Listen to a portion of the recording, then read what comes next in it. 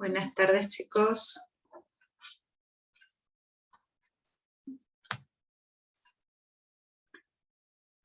Bueno, vamos a comenzar con la toma de lista. Comisión 9. Levanta la mano.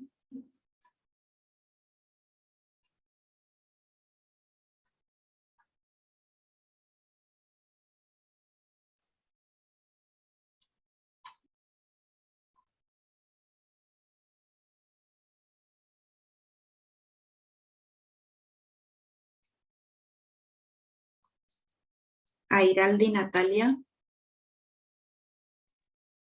Presente. Bien, Natalia. Crambo, María Florencia. Presente.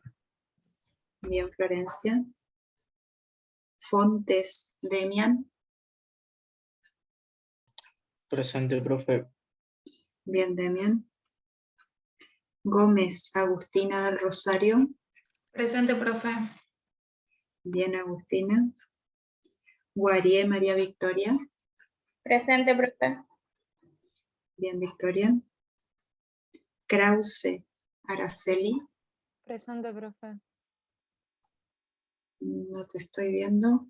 Voy a hablar un ratito más. Ahora sí, ahora sí te veo. Bien, Araceli. Machado López, Ani.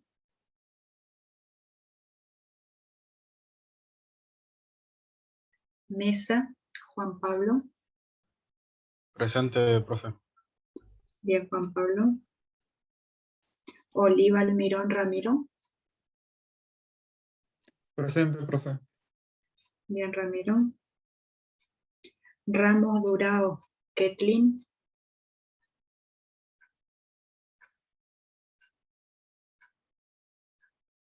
Samudio Rita. Presente. Bien, Rita. Ullón Camila. Presente. Bien, Camila. Seferino Junior, Paulo. Presente. Presente. Bien, Paulo. Bueno, baja la mano comisión 9. Levanta comisión 10.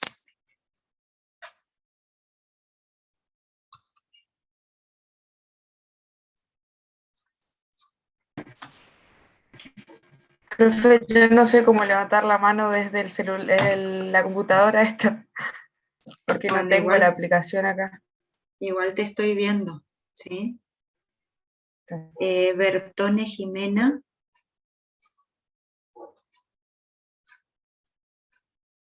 Bijou Chantal. Presente, profe. Bien, Chantal. Duarte Macedo Rosa. Presente, profe. Bien, Rosa. Fontela Martins Castillo. Isbrecht Levinia.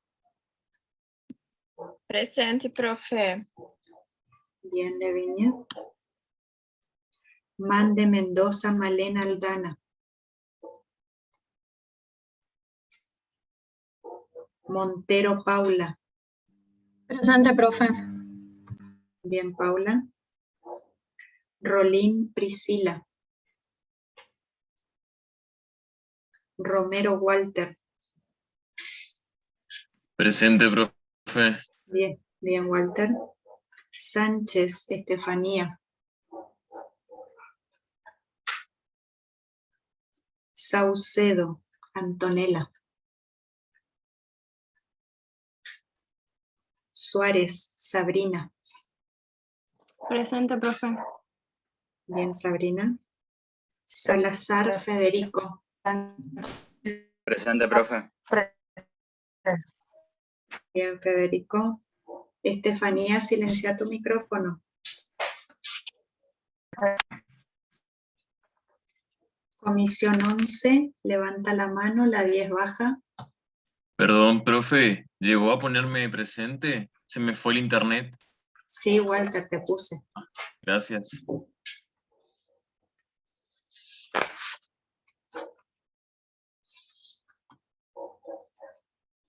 Igual yo después repito todos los que quedaron ausentes, ¿sí? Como un segundo control. Bien, comisión 11. Costa Ruiz, Rafael. De Oliveira, Brenda.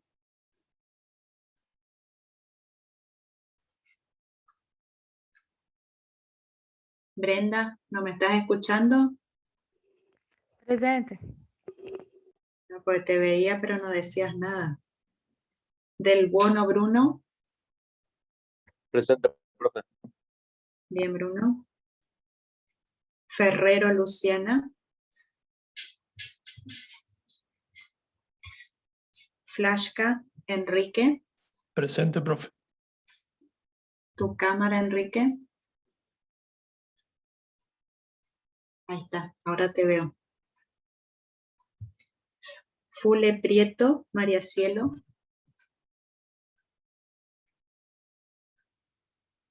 Herrera, Virginia.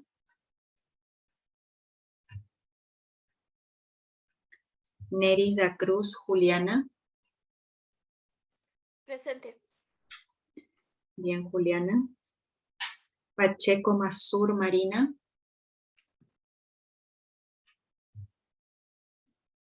Pereira, Enzo. Presente, profe. Bien, Enzo. Racone, Bruno. Rodríguez, Ayelén. Presente, profe. Bien, Ayelén. Rodríguez, Ursulac, Julieta. Presente, profe. Bien, Julieta.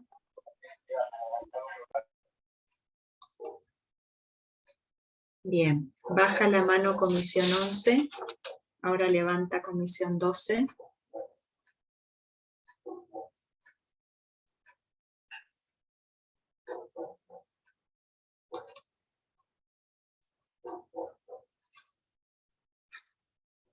Benítez, Samara. Presente, profe. Bien, Samara. Da Silva, Débora.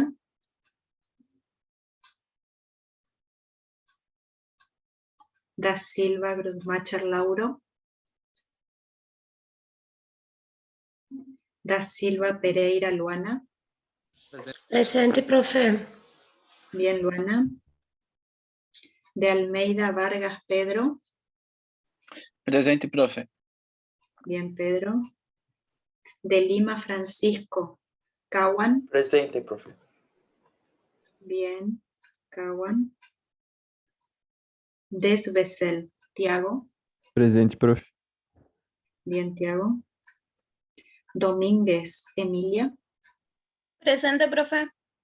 Bien, Emilia. González Pinchetti, Camila. Presente. Bien, Camila. Lescano, Ariana. Presente, profe. No te estoy viendo. Hola, No te veo. ¿nos escucha? Te escucho. Ahora sí te veo. Bien, Ok. ahí te vi, Ariana. Mericio, Igor. Presente, profe. Bien, Igor. Rodríguez Silva, Elías.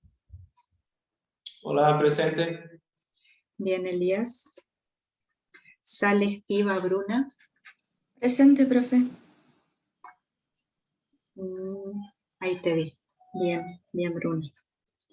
Bueno, baja la mano comisión 12, levanta 51.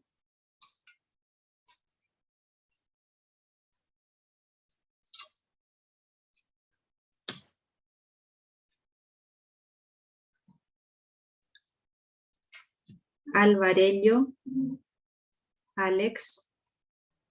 Presente, profe. Bien, Alex. Da Silva, Héctor.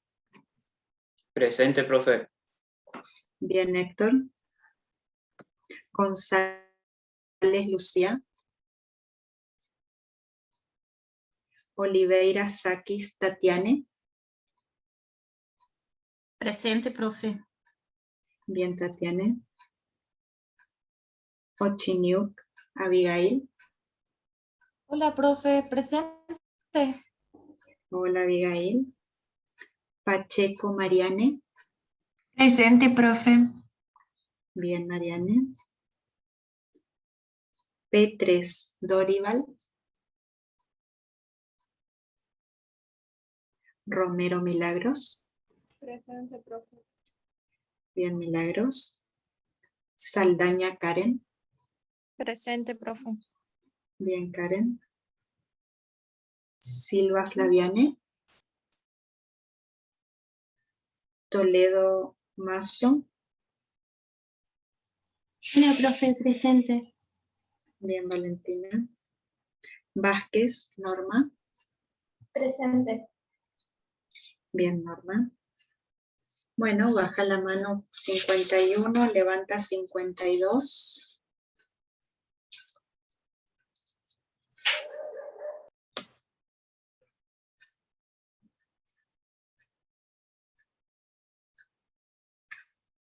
Víquel, Raiza. Presente, profe. Bien, Raiza. Ciunfrini, Joel. Raiza, silencia tu micrófono. Ciunfrini, Joel. Garrido, Florencia. López Acosta, Florencia. Loterman García, Vinicius. Martinelli, Amanda. Presente, profe. Bien, Amanda. Méndez, Mara. Sanabria, Gabriel.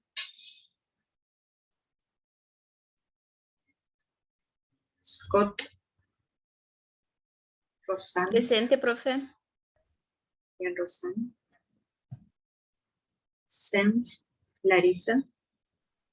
Presente, profe. Bien, Larisa. Serdiu, Tamara. Siqueira, Silmar. Presente. Bien, Silmar. Suárez, Cota, Kelly. No te veo. A ver, habla un poquito más. Presente. Ahora sí. Bien, Kelly. Bueno, baja la mano 52.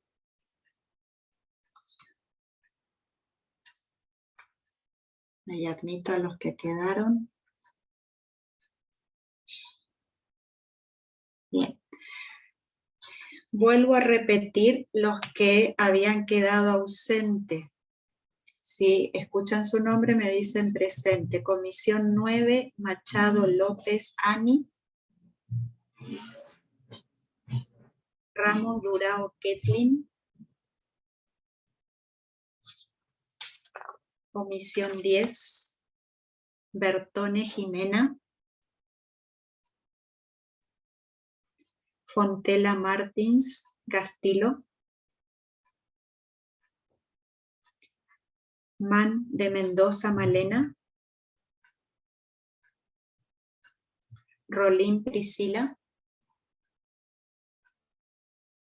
Sánchez, Estefanía. Presente, profe. Bien, bien, Estefanía. Saucedo, Antonella.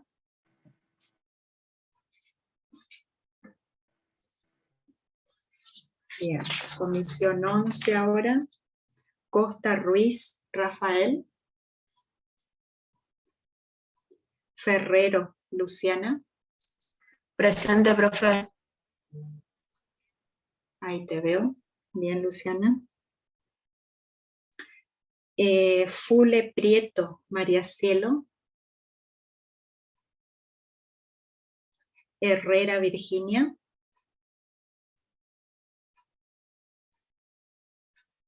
Pacheco Mazur Marina. Racone Bruno. Presente, profe. Ahí te veo, Bruno. Bien. Comisión 12 ahora. Da Silva Débora. Da Silva Grutmacher Lauro.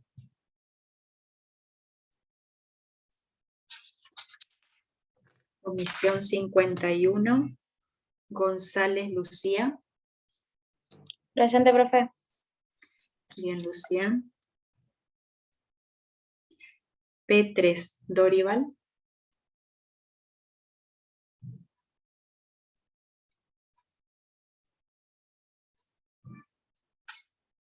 Silva Flaviane.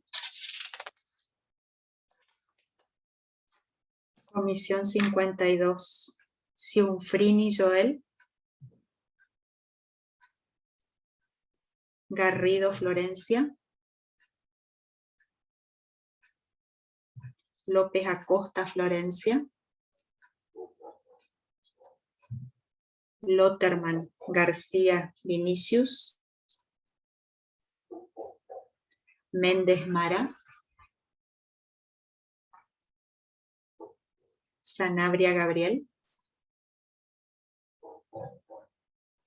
Serdiuk Tamara. Bien. Bueno, esos quedaron ausentes entonces. Bien, vamos a comenzar con la clase de hoy. Voy a compartir pantalla.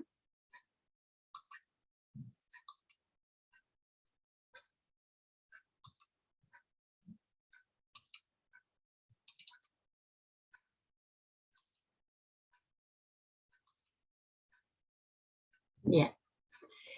Bueno, ¿se ve, chicos? Sí, profesor. Sí, Está profe. viendo.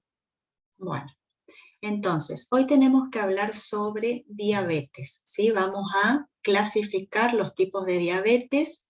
Lo ideal con este seminario es que ustedes puedan definir qué es la diabetes, cómo se diferencian los diferentes pacientes con los diferentes tipos de diabetes, en qué situaciones ocurren, cómo se llega al diagnóstico, qué es un síndrome metabólico. De todo eso vamos a hablar y eso es lo que les tiene que quedar en claro de este seminario. Bien. Entonces, ¿cómo se define la diabetes?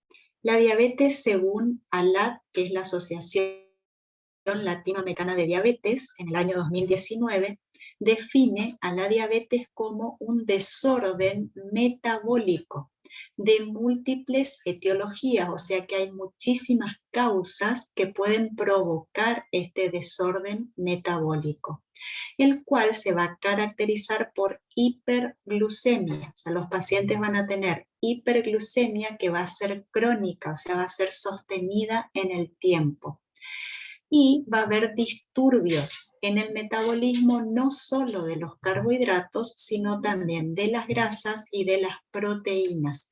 O sea, afecta a todos los nutrientes, no solamente a los carbohidratos. ¿Por qué? Porque el defecto es en la secreción y o en la acción de la insulina. Y como la insulina tenía... ¿Sí? Sí estoy presente, pero no sé si escuchó porque como que sentí que no me escuchó cuando dijo mi nombre. Tengo una conexión muy débil. ¿Tu número de comisión? 52. Garrido, sí, no te escuché. Bien, ahí ya te puse presente.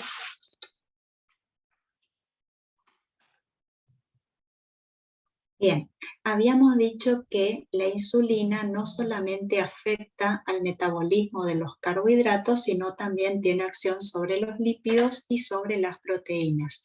Por eso, como en esta patología hay una alteración con la insulina, lleva a un desorden metabólico en todos estos nutrientes. y se caracteriza, como les dice acá, por una hiperglucemia crónica.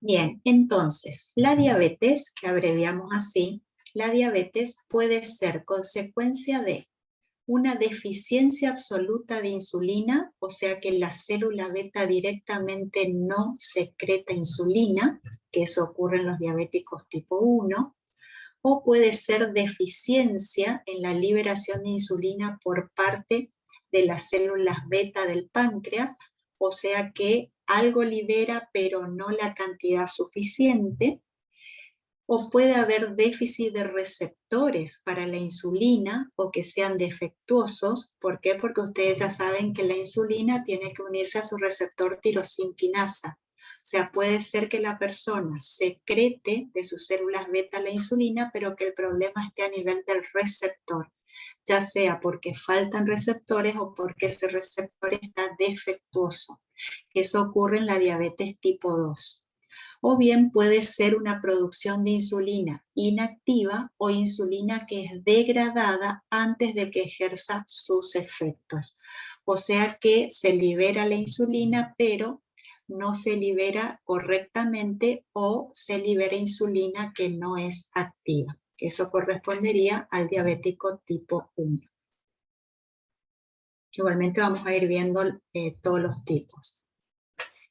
Bien, una persona con diabetes que no se controla su diabetes es incapaz de transportar la glucosa hacia las células adiposas y musculares, porque dijimos que se necesitaba de la insulina para que se incorpore la glucosa mediante la exposición del GLUT4 en tejido adiposo y en células musculares en reposo.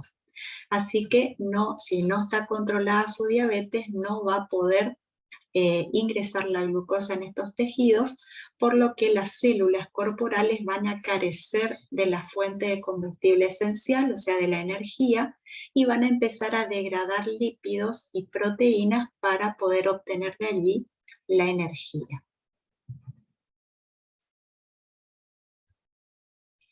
Bueno, acá tienen un cuadro comparativo de los dos tipos de diabetes con diferentes características que hacen que los podamos distinguir en un tipo o en otro. Entonces acá tenemos la diabetes tipo 1 y acá la diabetes tipo 2. ¿Cuándo inicia? ¿A qué edad inicia cada uno? La diabetes tipo 1 se dice que es la diabetes de la infancia o de la pubertad. Quiere decir que comienza en las primeras etapas de la vida y los síntomas se desarrollan con rapidez. En cambio, la diabetes tipo 2 ya es la diabetes del adulto porque se da entre 35 a 40 años aproximadamente, así que tiene un desarrollo gradual de los síntomas. En cuanto al estado nutricional, al inicio de la diabetes, los tipo 1 son desnutridos, ¿sí? Son muy flaquitos. En cambio, los tipo 2 casi siempre tienen obesidad, ¿sí? Y ya vamos a ver después que es la obesidad la que generalmente predispone a la diabetes tipo 2. La prevalencia, o sea, de todos los diabéticos, si tomamos en cuenta el 100% de los diabéticos, el 90% de ellos padece diabetes tipo 2 y el 10% padece diabetes tipo 1, o sea que hay menor cantidad de diabéticos tipo 1 y mayor cantidad de diabéticos tipo 2. En cuanto a la predisposición genética, es muy fuerte en el diabético tipo 2 y muy poco en el diabético tipo 1. En cuanto al defecto o deficiencia que hay en la patología en sí, lo que le ocurre a los diabéticos tipo 1 es que se van destruyendo sus células beta y eso es lo que hace que después no haya insulina y tengan que inyectarse la insulina. ¿Sí, Araceli? ¿Levantaste la mano? Sí, profe. Usted está hablando de la predisposición genética moderada o muy fuerte, pero ¿siempre tiene que estar el factor genético para expresarse No. la enfermedad? No siempre. porque a veces en el diabético tipo 1 se vio que puede expresarse por la presencia de un virus que ataque a las células beta pancreáticas y no necesariamente hay una predisposición genética. Igualmente en el tipo 2 también se vio que en muchos pacientes obesos terminan teniendo diabetes tipo 2 sin necesariamente tener una predisposición genética. Lo que pasa es que la predisposición genética te hace estudiar a los posibles pacientes que puedan llegar a padecer para un diagnóstico temprano, ¿sí? ¿Se entendió, Araceli? Sí, muchas gracias. Bien, en cuanto al defecto o deficiencia, estábamos entonces en el diabético tipo 1, que lo que ocurría era una destrucción de las células beta, entonces no se libera la insulina directamente, les va a faltar la insulina, por lo que el paciente tiene que inyectarse insulina para tener una calidad de vida. En cambio, el diabético tipo 2, su célula beta libera insulina, pero tiene problemas en los receptores de la insulina, o sea que hay una resistencia a la insulina.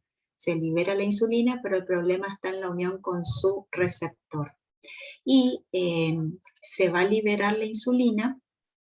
Primero se va a liberar en cantidades altas porque como no responde, trata de compensar ese déficit que hay liberando más, pero esa misma liberación después termina perjudicando a la célula beta, por eso después termina bajando la producción de insulina por parte de las células beta. En cuanto a la insulina plasmática, en el diabético tipo 1 va a estar baja o va a estar ausente porque el problema está en la célula beta. En cambio, en el diabético tipo 2, como les decía, primero va a estar alta, pero después va a estar baja por este problema de que no responde el receptor de la insulina. En cuanto a las complicaciones agudas, el diabético tipo 1 siempre desarrolla cetoacidosis diabética, que esto lo vamos a desarrollar más ampliamente en un seminario posterior. Y el diabético tipo 2 siempre desarrolla coma hiperosmolar. Las complicaciones, ¿sí, Ramiro? ¿A qué hace referencia la diabetes mellitus? Diabetes mellitus, así se llama la enfermedad, ¿sí? Diabetes mellitus tipo 1 y tipo 2. Mellitus viene de dulce, ¿sí? Por eso le quedó la denominación, pero así se llama la enfermedad. Gracias. Nada. Bueno, y en cuanto al tratamiento, el diabético tipo 1 siempre va a necesitar insulina, que se tiene que inyectar para tener un buen metabolismo de sus hidratos de carbono y de los nutrientes en general. Y el diabético tipo 2 responde a dieta, a ejercicio y a hipoglucemiantes. De esa manera va controlando el azúcar. Porque no es que tiene resistencia toda, o sea, no es que todos los receptores están mal, sino que algunos funcionan, pero no de la manera correcta. En algún momento de su enfermedad va a necesitar inyectarse insulina, ¿sí? Pero esto con el tiempo. Entonces ahí se dice que el diabético tipo 2 se hace insulino requiriente.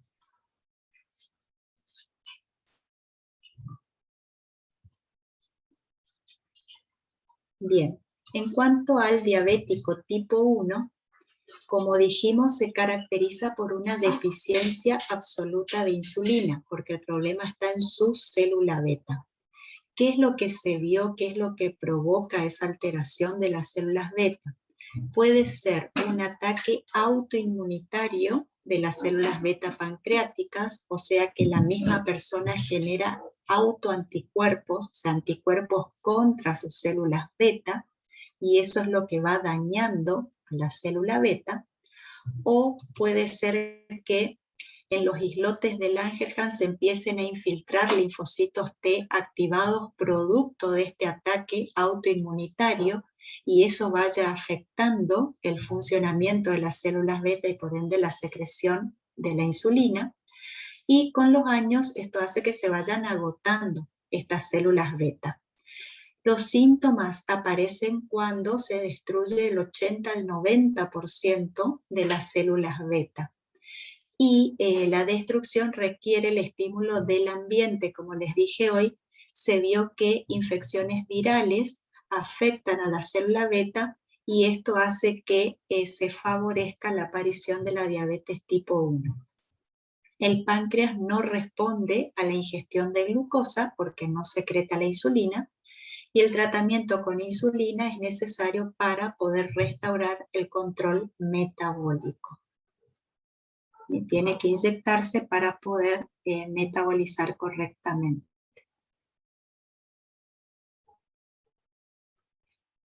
Bien, como dijimos, una de las complicaciones frecuentes del diabético tipo 1 es la cetoacidosis, ¿sí? Que ya les dije que esto vamos a ver en mayor detalle más adelante. Que sea una complicación quiere decir que es lo que hace que el paciente termine en la sala de emergencia, ¿sí? Es una urgencia médica y hay que atender rápidamente. Bueno, y esto ocurre debido a la ausencia de insulina, ¿sí? Baja mucho el nivel de insulina en sangre, entonces eso le lleva a la cetoacidosis. Habíamos visto en el seminario anterior que una de las acciones de la insulina era inhibir a la lipólisis y por ende la liberación de ácidos grasos desde los adipocitos. Entonces, ¿qué va a pasar en esta situación? Como no hay insulina, se van a liberar ácidos grasos que van a ir al hígado y se van a convertir en cetonas. Entonces, eso es lo que provoca la cetosis. Cetoacidosis porque los cuerpos cetónicos son ácidos, entonces van a bajar el pH sanguíneo.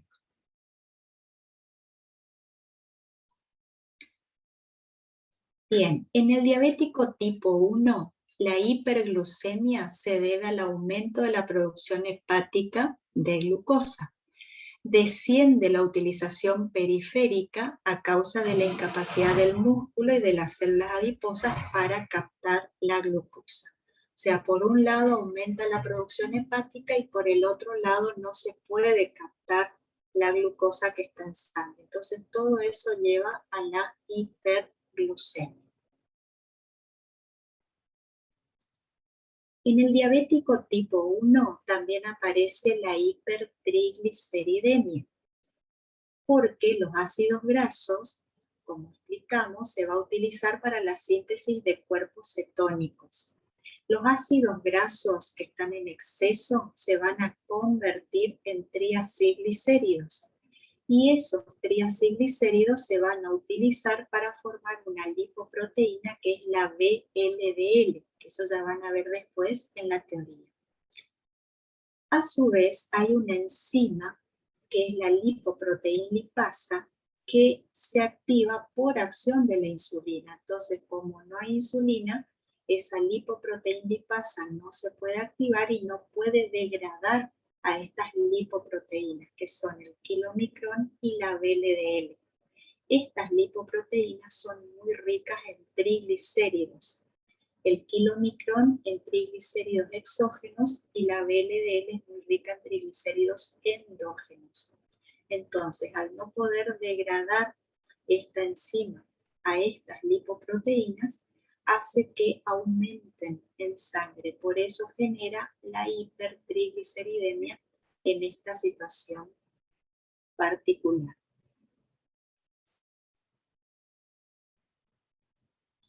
Bueno, ¿qué síntomas aparecen en el diabético tipo 1? Estas personas van a tener mucha sed, van a sentir la boca seca. ¿Por qué? Porque al aumentar la glucosa, aumenta la osmolaridad plasmática.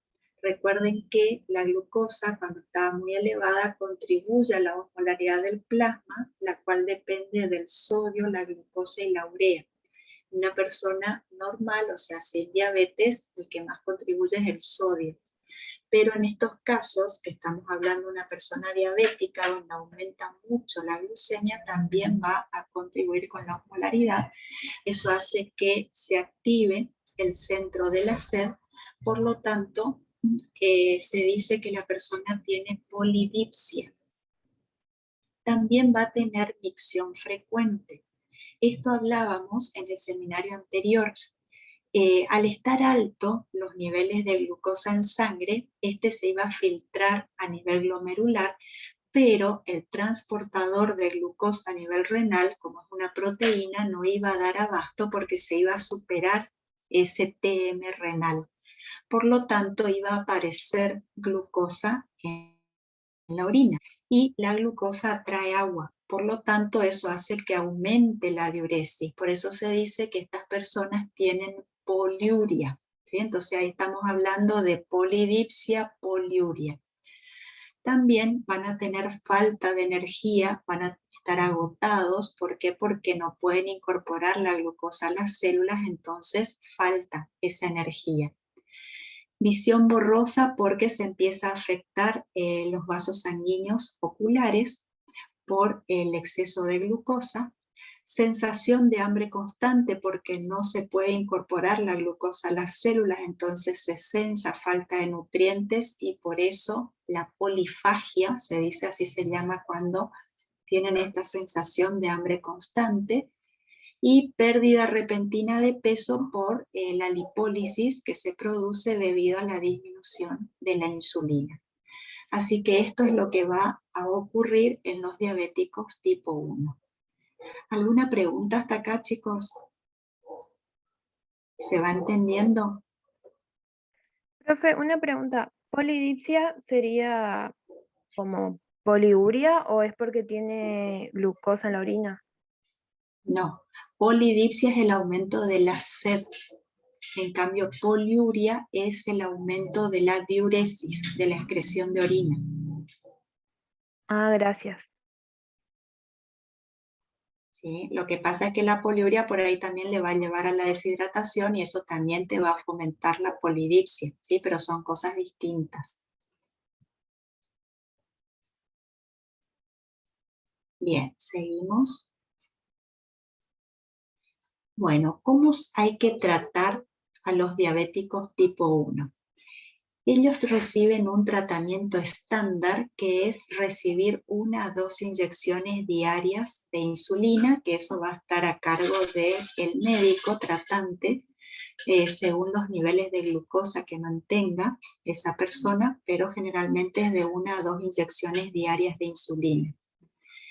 Los niveles generalmente de glucosa, de glucemia en estos pacientes suelen ser de 225 a 275 miligramos por ciento. Fíjense que son valores altos, teniendo en cuenta el valor normal, que era de 70 a 110 miligramos por ciento. Bueno, ellos manejan estos valores elevados con una hemoglobina glicosilada del 8 al 9%, cuando la hemoglobina glicosilada normal es por debajo de 6%.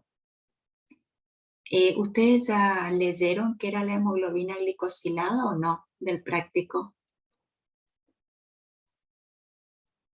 Es cuando la glucosa se une a la hemoglobina, profe, y dentro de la normal es principalmente en esta 1C. Exacto, sí, exacto, sí. La hemoglobina A1 es la mayoritaria, ¿sí? En la persona adulta. Y la A1C es la que se glucosila, o sea que es la que medimos, digamos, la hemoglobina que se unió a la glucosa. ¿Por qué se une? Porque es una proteína y la glucosa tiene mucha afinidad por las proteínas. Como está alta la glucosa en sangre, entonces empieza a unirse a las proteínas y bueno, y entre ellas la hemoglobina, y lo que se hace es medir esta proteína. Bien, en cuanto al tratamiento intensivo, lo que se busca con este tratamiento intensivo es tratar de normalizar la glucemia. Y generalmente son 3 inyecciones de insulina por día.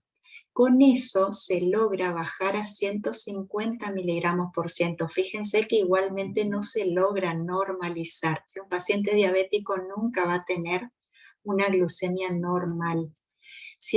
Con 150 está de 10 el paciente diabético y la hemoglobina glicosilada 7%.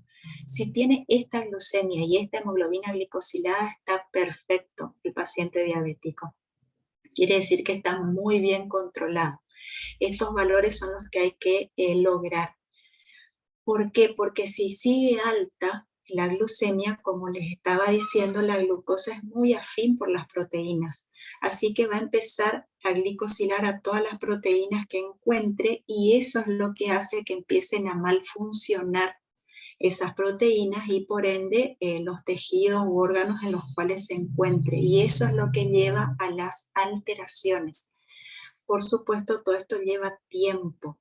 Y por eso es que tiene que controlar su glucosa todos los días y tratar que esté lo más normal posible, o sea, dentro de estos valores, para evitar justamente el ataque de la glucosa a las proteínas y que no tenga complicaciones a futuro, ¿sí? Ese es el gran problema con los pacientes diabéticos. Como ellos se sienten bien, al principio de la enfermedad no sienten alteración, eso hace que generalmente no se cuiden, pero el hecho de cuidarse apunta a bajar la glucemia para que no provoque estos daños en las proteínas y que no lleve a alteraciones de la microvasculatura y de la macrovasculatura con el tiempo. Bueno, así que logrando estos valores se logra una disminución del 60% en las complicaciones, que era lo que les estaba contando. Se aumenta la calidad de vida, eso es lo que se busca. Bien, pero en el diabético tipo 1 generalmente ocurre hipoglucemia, ¿sí? Esta hipoglucemia se debe al tratamiento, ¿sí? O sea, uno de los objetivos terapéuticos en la diabetes es disminuir la glucemia para justamente disminuir las complicaciones a largo plazo, que era lo que les estaba diciendo. Pero a veces no se logra la dosis apropiada y eso lleva a la hipoglucemia, o sea, se inyectan de más insulina, tienen un exceso de inyección de insulina, entonces eso hace que les produzca una hipoglucemia, que suele ser una complicación bastante frecuente y ocurre en el 90% de los pacientes, porque no regulan bien la dosis de insulina. Y bueno, y entonces ahí la frecuencia de hipoglucemia va a llevar a convulsiones, que eso suele ser elevado cuando el tratamiento es intensivo, esto que les decía de tratar de regular la glucemia para evitar las complicaciones, y a veces se pasan en la dosis. Bien, ahora, ¿cómo se hace el diagnóstico de hipoglucemia? La hipoglucemia se va a diagnosticar con la tríada de Whipple, ¿sí? Así se denomina. Es decir, que tienen que darse estos 3 parámetros. Tiene que aparecer una clínica compatible, que ya les voy a decir cuál es. La glucemia tiene que estar baja, por debajo de los valores normales. Y se tiene que resolver esta situación de hipoglucemia cuando el paciente consume hidratos de carbono. ¿Sí? Se le da de comer unos 15 gramos de hidrato de carbono y se vuelve a medir a los 15 minutos. ¿Sí? Esa es una regla de los 15-15 se dice. Profe, ¿puede explicar de nuevo la clínica compatible, por favor? Sí, la clínica compatible ya les voy a decir ahora en la próxima diapositiva, ¿sí? ¿Qué es lo que va a aparecer para que vos digas que tiene hipoglucemia relacionado con la clínica? Eso hay que fijarse. También hay que ver el dosaje de glucosa en sangre, que va a estar baja por debajo de los valores normales. Y el tercer parámetro que forma parte de la tríada de Whipple es la resolución de los síntomas luego que el paciente consume hidratos de carbono. Generalmente debe consumir 15 gramos de hidratos de carbono y le volvés a medir a los 15 minutos y debería restablecerse si es que responde, ¿sí? En cuanto a la clínica, aparecen manifestaciones clínicas que se dividen a su vez en síntomas neurogénicos o autonómicos y síntomas neuroglucopénicos. Síntomas neurogénicos o autonómicos aparecen cuando la glucemia, vieron que dijimos que iba a estar baja, está por debajo de 60 miligramos decilitro, y aparecen síntomas adrenérgicos, es decir, que van a estar mediados por las catecolaminas, es decir, que el paciente va a tener palpitaciones, va a tener palidez, va a temblar, va a tener síntomas colinérgicos también porque se libera acetilcolina, así que va a empezar a sudar y va a tener parestesias, que sería un hormigueo en los miembros, en las manos. Bueno, estos son algunos de los síntomas que aparecen en este estado de hipoglucemia. Y si es más grave, o sea, si baja más la glucemia por debajo de 50 miligramos decilitro, ya empiezan a aparecer trastornos de conducta, empiezan las cefaleas, la confusión, las convulsiones, las pérdidas de conocimiento, porque ya le está faltando glucosa al cerebro, que era el nutriente fundamental para que puedan funcionar correctamente las neuronas. Entonces empieza a tener todos estos síntomas. ¿Sí? Bueno, acá tienen un cuadrito donde les separa justamente los neurogénicos de los neuroglucopénicos. Estos eran cuando bajaba la glucemia por debajo de 60 y esto cuando bajaba por debajo de 50 miligramos por ciento. Y básicamente está lo que le dijimos anteriormente, así que síntomas adrenérgicos acá, la boca va a sentir seca, la palidez, palpitaciones, todo esto por la adrenalina, síntomas colinérgicos y por la acetilcolina, el hambre, la diaforesis, las parestesias, todo lo que dijimos recién. Y en cuanto a la afección del sistema nervioso, cambio en la conducta, irritabilidad, confusión, cefalea, estupor, coma, o sea, ya se empieza a afectar el nivel de conciencia de la persona, crisis convulsiva y bueno, y le puede llevar a la muerte cerebral si no se restablece rápidamente. ¿Sí, Francisco?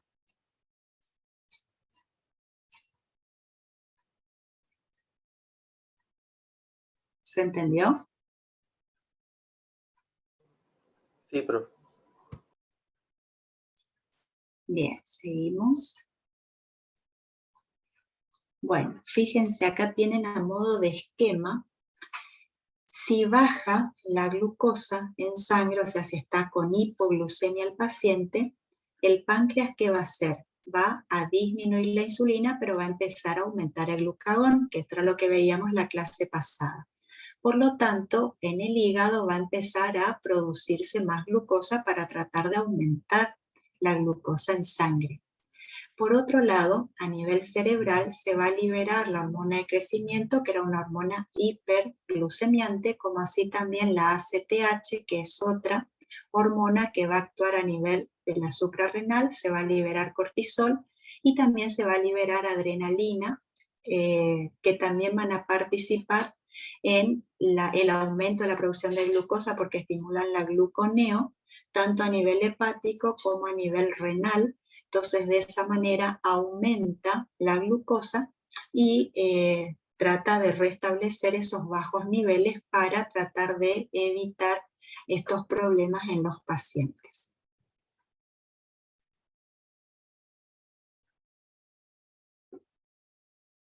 Bien, ¿se entendió la diabetes tipo 1, chicos, o quedó alguna duda?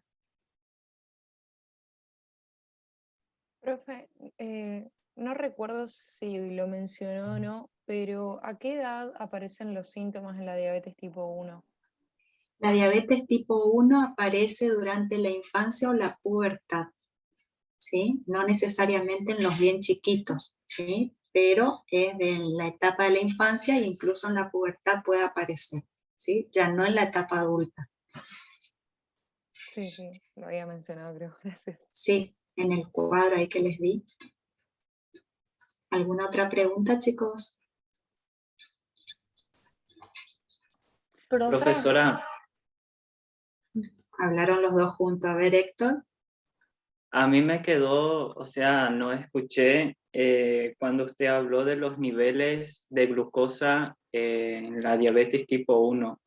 Cuando, o sea, ¿cuáles son los niveles de glucosa? Los niveles de glucosa, yo te mostré acá, fíjate, generalmente, ¿sí?, tienen 225, 275 miligramos por ciento con esta hemoglobina glicosilada de 8 a 9. Pero si tiene un tratamiento intensivo, ahí ya se reducen los niveles a 150 miligramos por ciento y la hemoglobina a 7. ¿Sí? Eso va a depender del tratamiento que reciba. Ahora, si no recibe tratamiento, ya estamos hablando de valores mucho más altos, de glucemia y de hemoglobina glicosilada, por ende. ¿Sí? Esto en un paciente tratado. ¿Sí, Vale, Abigail? gracias. Profe, ¿qué es la diaforesis? La diaforesis es el aumento de la sudoración. ¿Y el estupor? Y el estupor es uno de los niveles de conciencia. A medida que vos, el mejor estado de conciencia es el estado de alarma, que es cuando uno responde a preguntas, está consciente, está ubicado en día, espacio, ahí vos decís que estás en un estado de consciente favorable, que es el de alarma. A medida que se va afectando tu sistema nervioso, va bajando ese nivel de conciencia. Bueno, y el estupor es uno de los grados intermedios del nivel de conciencia, o sea, empieza a perder la noción del espacio. Gracias. De nada. ¿Alguna otra pregunta, chicos? Bueno, seguimos.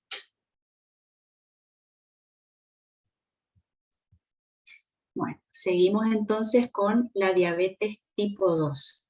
La diabetes tipo 2, por ser diabetes, también se va a acompañar de hiperglucemia y va a estar asociada a la deficiencia de insulina relativa, pero esto recuerden que va a estar acompañado de la insulinoresistencia. O sea, el problema de base es el problema en el receptor de la insulina que va a llevar a problemas con la insulina a largo plazo.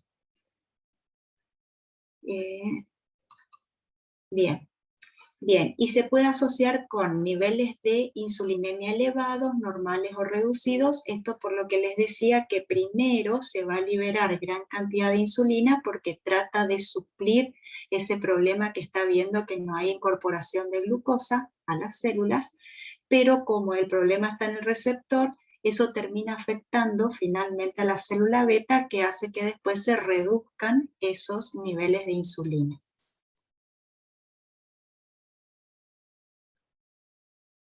Bien, en la fase inicial, la insulinoresistencia va a inducir a un aumento en la secreción por las células beta, de insulina obviamente. Con el transcurso del tiempo la respuesta a la insulina declina, esto es todo lo que estábamos diciendo, por disfunción de las células beta. Aumenta la glucemia postprandial porque no puede ingresar a la célula, aumenta la glucemia en ayuno y entonces eso hace que se instale la diabetes. Como no se puede incorporar a los tejidos, entonces empieza a aumentar en sangre. Y bueno, y en esos momentos donde ya empieza a requerir insulina para poder sobrevivir, porque como les dije, no es que se afectan todos los receptores, algunos funcionan. Entonces por eso a veces se necesita insulina para poder incorporar la glucosa con los pocos que tiene, digamos, para que funcione. Bueno, ¿qué es lo que lleva a la resistencia a la insulina? Lo que se vio es que se genera insulinoresistencia con el incremento del peso. Por eso les decía hoy que la obesidad es un factor importante que genera diabetes tipo 2. ¿Por qué? Porque lleva la insulinoresistencia. ¿Y por qué esto? Porque el tejido adiposo también es un tejido endocrino. Quiere decir que va a liberar hormonas. ¿Qué hormonas libera? Libera resistina y libera adiponectina. Entonces, estas hormonas son las que van a generar la insulinoresistencia. Va a aumentar la resistina y va a disminuir la adiponectina. Entonces, esta combinación es lo que hace que se alteren los receptores de insulina y por lo tanto la insulina que se secreta no va a poder unirse suficientemente a sus receptores y eso es lo que va a generar la insulinoresistencia.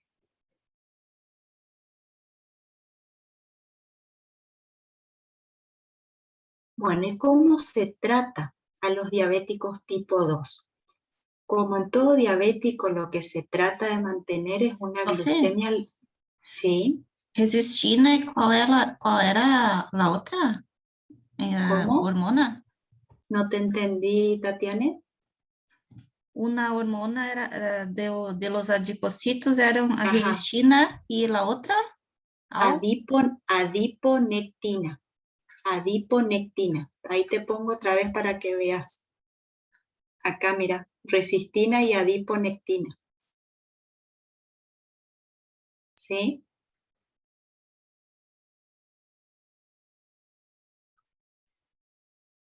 Bueno, entonces, ¿sí? Y la resistina aumenta y ahí a adiponectina disminuye, ¿eso? Sí, así. Gracias. Y eso te genera la insulinoresistencia.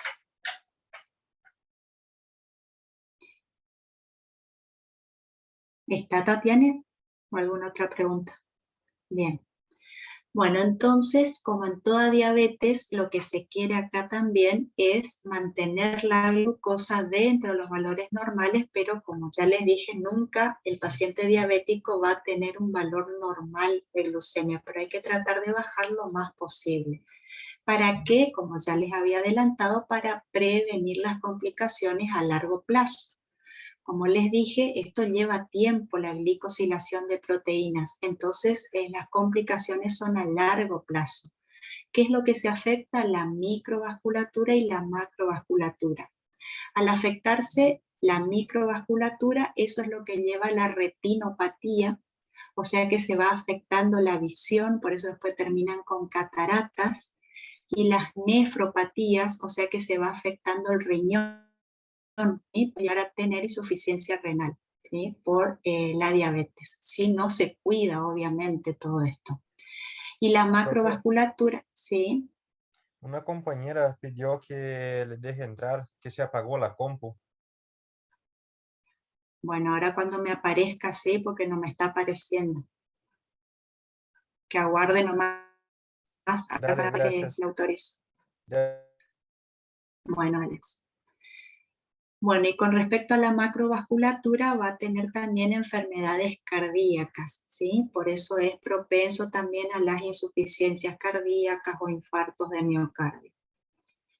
La disminución de peso, el ejercicio y la modificación de la dieta corrigen la diabetes, ¿sí? El diabético tipo 2 anda muy bien con esto si se controla bien, porque es la obesidad la que le predispuso, digamos, a esta patología. Entonces, bajando de peso, haciendo ejercicio y haciendo una buena dieta, pueden corregir, pueden estar bien con su diabetes.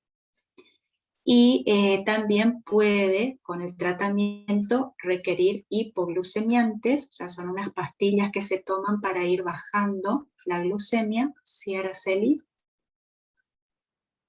Sí, disculpe, quería dejarle que termine la idea, pero mi pregunta era si en las enfermedades cardíacas va a generar hipertensión, porque Sí, también. habíamos visto que la insulina estimulaba el óxido nítrico, que era vasodilatador, perdón. Sí. ¿Y si no está eso? Ah, bueno. Sí, no, también, porque también genera la reabsorción de sodio a nivel renal, entonces ahí también te lleva la hipertensión arterial.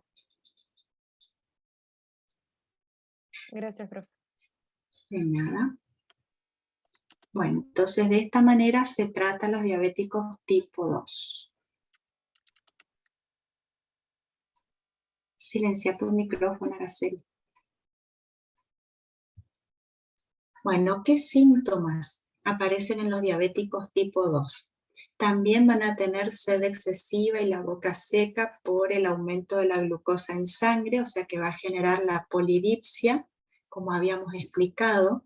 También van a tener micción frecuente y abundante, o sea que va a haber la poliuria por el aumento de la glucosa en los túbulos renales y eso atrae agua, por lo tanto aumenta la micción.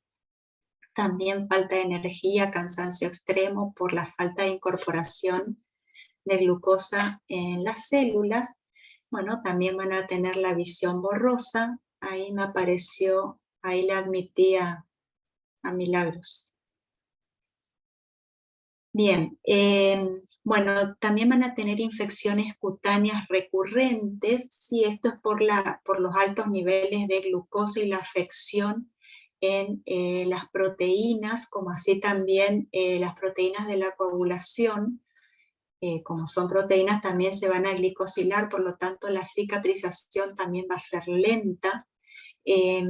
Eso hace también que tengan entumecimiento en manos, en pies, por la falta de irrigación en esas zonas, y eso es lo que lleva después a la gangrena, ¿sí?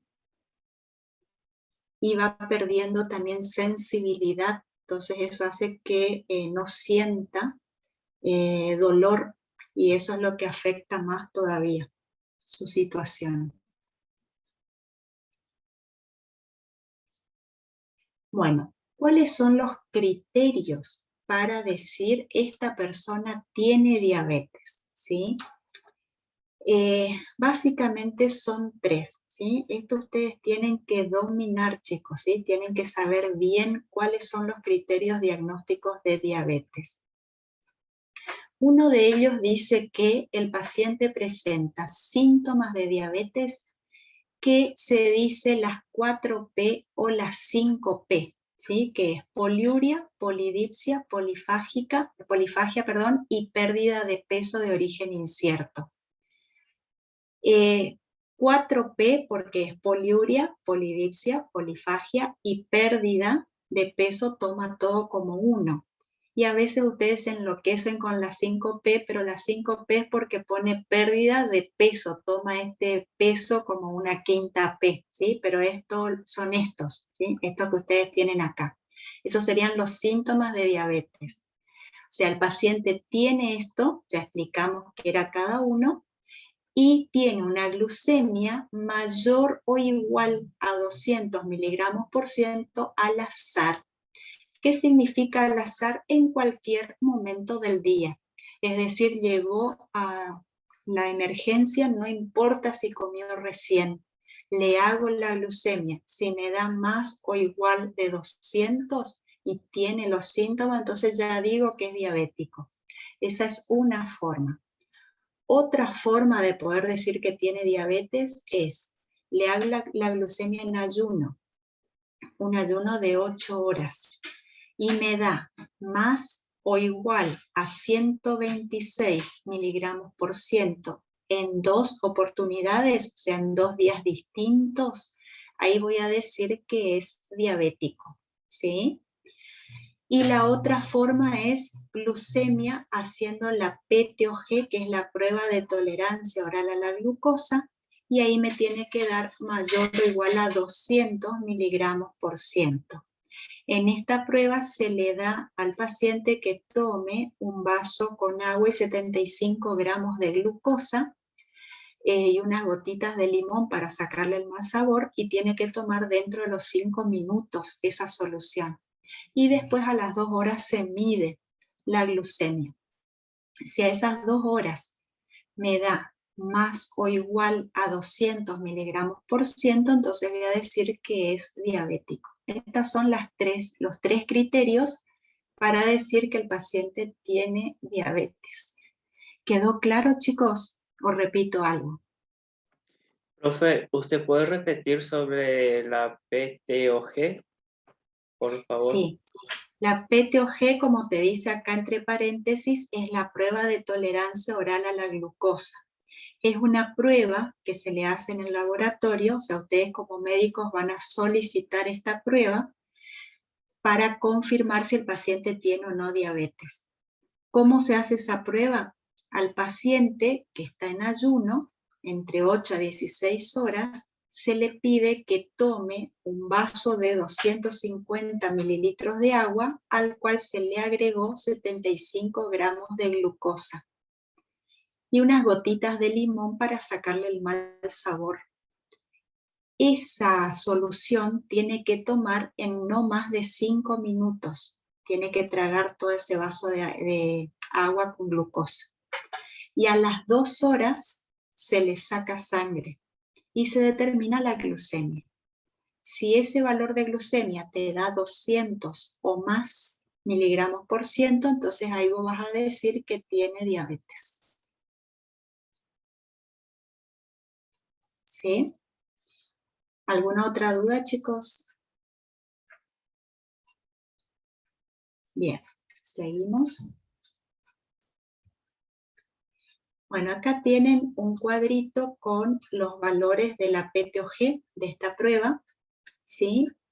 Al hacer la glucemia en ayuno, si me da menor o igual a 110, voy a decir que es normal, ¿sí? Si en ayuno me da entre 111 a 125, todo miligramos por ciento, que es la unidad de la glucemia, voy a decir que tiene glucemia en ayuno alterada.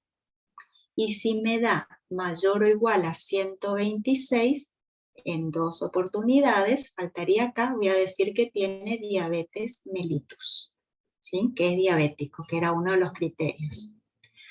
Ahora, ¿a quién se le hace la PTOG? Se le hace a estos pacientes que me da glucemia en ayuno alterado, ¿sí? O sea que le dio entre 111 a 125 miligramos por ciento. Si me da este valor en ayuno, es candidato para la PTOG. Y si luego de tomar esos 75 gramos de glucosa en 250 de agua con las gotas de limón, me da a las 2 horas por debajo de 140, voy a decir que es normal. Ahora, si me da entre 140 a 199, voy a decir que es intolerante a la glucosa. Alguna bibliografía le pone como que tiene prediabetes. Otros les ponen intolerante a la glucosa. ¿Sí? Les digo porque van a encontrar de las dos maneras. ¿Qué significa? Que esta persona con el tiempo puede desarrollar diabetes. Así que tiene que cuidarse.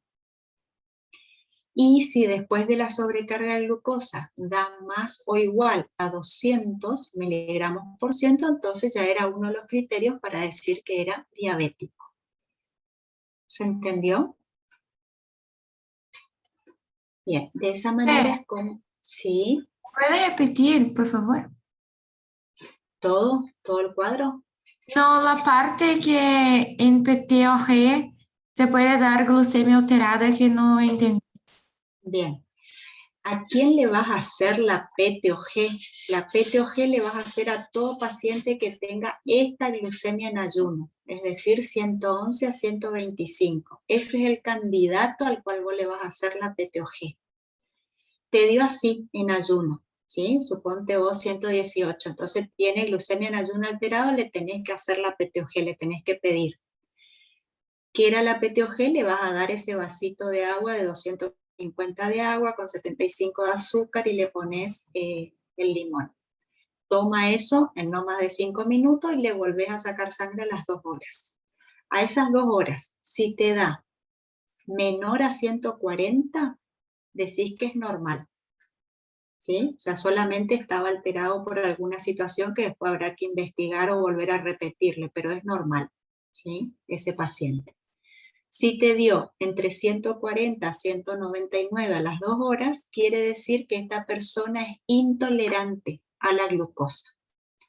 Y hay bibliografía que te pone que es prediabético, ¿sí? Vas a encontrar de las dos maneras. ¿Qué significa? Que con el tiempo puede desarrollar diabetes, o sea, tiene grandes chances de desarrollar diabetes. O sea, que ya se tiene que cuidar ese paciente. Y si a las 2 horas te da 200 o más, entonces ahí ya decís que es diabético, ahí ya le diagnosticás que es diabético. Gracias, profe. Bien. ¿Alguna otra duda, chicos? Bueno, seguimos. Entonces, fíjense, acá está lo que les estaba diciendo, que este es el algoritmo que está ahí en la guía ALAD que se les puso ahí en el aula, que es la que se usa los criterios, se usan los criterios de ALAD. Entonces, se le hace glucemia en ayuno, es un ayuno de 8 horas. Si me da menor o igual a 110 miligramos decilitro o miligramos por ciento, voy a decir que es normal. Si me da entre 111 a 125, que era glucemia en ayuno alterado, ¿se acuerdan? Le voy a hacer la PTOG, dijimos que ese era el candidato para hacer la PTOG. Ahora ya vamos a hablar de eso. Y si me da mayor o igual a 126, tengo que repetir la glucemia, y si me vuelve a dar mayor o igual a 126, porque eran 2 oportunidades, voy a decir que es diabético, ¿sí? Que era uno de los criterios. Bien, me dio glucemia en ayuno alterado, le hago la PTOG. A las 2 horas de haber tomado ese vaso con sobrecarga de glucosa, le vuelvo a medir la glucemia. Si me da por debajo de 140, voy a decir que tuvo una glucemia en ayunos alterada y tendré que ver por qué, ¿sí? Que era lo que les decía. Si a las 2 horas me da entre 140 a 199, voy a decir que tiene tolerancia disminuida a la glucosa o prediabetes. Y si me da mayor o igual a 200, voy a decir que es diabético, que era el otro criterio. Y acá está en el algoritmo todo lo que les dije recién, ¿sí? Que lo tienen también en la guía, ¿sí? Que está en el aula.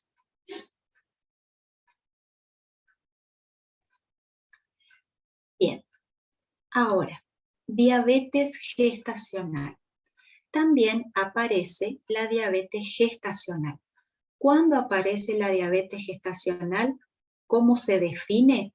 Cuando hay una intolerancia a los hidratos de carbono, que puede ser más o menos severo, y se inicia o se detecta por primera vez durante el embarazo. O sea, la mujer está embarazada y ahí por primera vez se detectó la diabetes. Entonces ahí se dice que tiene diabetes gestacional.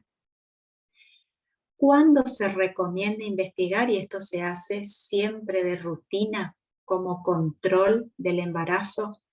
Investigar diabetes gestacional en toda mujer que se encuentre en la semana 24 a 28 de gestación, ¿sí? O sea, en esta semana siempre hay que pedirle dosaje de glucemia para determinar si tiene o no diabetes gestacional. Y fundamentalmente si tiene alguno de los factores de riesgo, que ya vamos a hablar cuáles son esos factores de riesgo en el embarazo para padecer diabetes.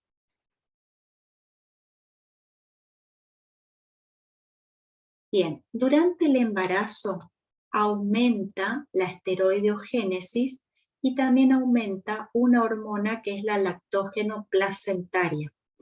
Esto lo que hace es que la mujer tenga una mayor tendencia a presentar niveles de glucosa más elevados de lo normal. O sea, esto aumenta en el embarazo y esto es lo que hace que aumente el nivel de glucosa durante el embarazo. Entonces, lo que se hace para decir si la mujer tiene diabetes gestacional, nuevamente nos basamos en el criterio de ALAD, que dice que si la glucemia en ayuno es mayor o igual a 100 miligramos decilitro en 2 oportunidades en una semana, o sea, en una misma semana 2 veces le mido, y si me da mayor o igual a 100, ahí voy a decir que tiene diabetes gestacional. Y si le hago la prueba de tolerancia y me da mayor o igual a 140, entonces también voy a decir que tiene diabetes gestacional. Son los 2 criterios para decir que la embarazada tiene diabetes.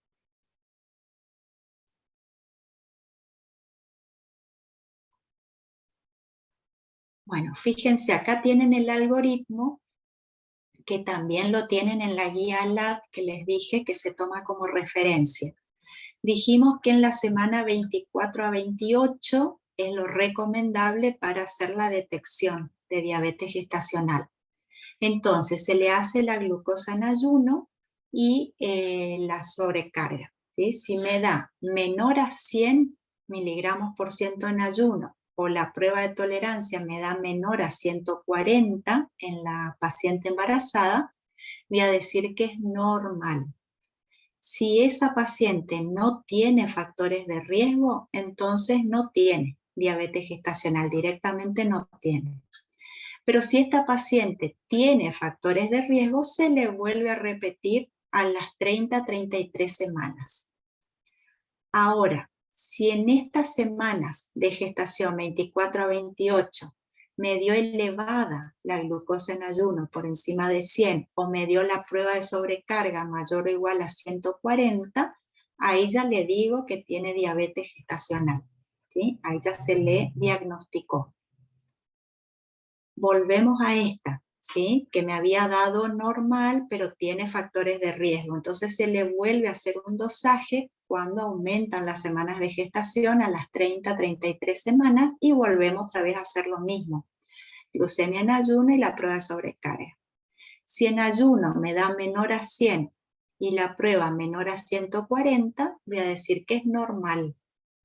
Pero si me da elevado, ahí sí voy a decir que tiene diabetes gestacional. ¿Sí? De esa manera se va haciendo entonces el estudio de la embarazada. Profe, Sí. solo se hace o teste de glucemia pós-carga de 75 gramas depois que dá aumentada a glucosa plasmática? Sí. Podés hacer en 2 determinaciones la glucemia en ayuno. Mas não é preciso sempre hacer a glucosa 75, essa pós-carga.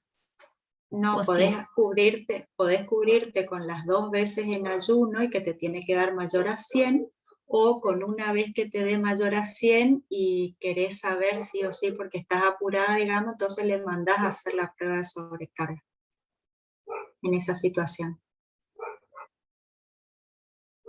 Gracias, profe. ¿Alguien había levantado la mano? Yo, profe. Sí, Milagros. Disculpe mi ignorancia, por ahí una pregunta muy boba, ¿no? Pero en las embarazadas es menor el nivel de glucosa, porque si en los generales de 70 a 110, ¿por qué en ella sería más elevada a partir de 100?